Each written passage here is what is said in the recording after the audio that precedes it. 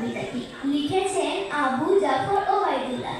সোনার কাঠি রূপার কাঠি তেপান্তরের মাঠ, মাঠ পেরিয়ে হাত পেরিয়ে তারা বাতি চোখ এড়িয়ে কণার মণি গায়ে জড়িয়ে স্বর্ণ মেঘের ঘাট, ও পাড়িতে মানিক চলে পান্না চুরির হাট।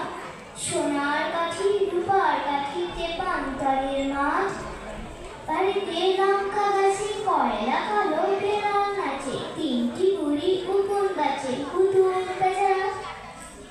ও বাড়িতে মানিক চলে পান্না চুরির হাট, কৃষ্ণচূড়ার ডালে ডালে আগুন লেগেছে, পলাশ বনে লাল পরীরা নাইতে নেমেছে।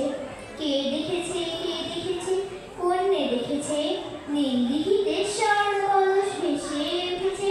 কে বলেছে কেউ তো বলেছে, এলো খোপা বাঁচতে গিয়ে কন্যে কেটেছে।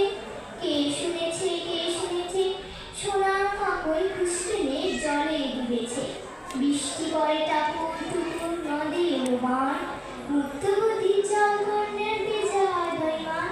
মান করেছে রাগ করেছে হিল দিয়েছে ঘরে, সেই বড়তা উঠে গেল কানা গলির মোড়ে।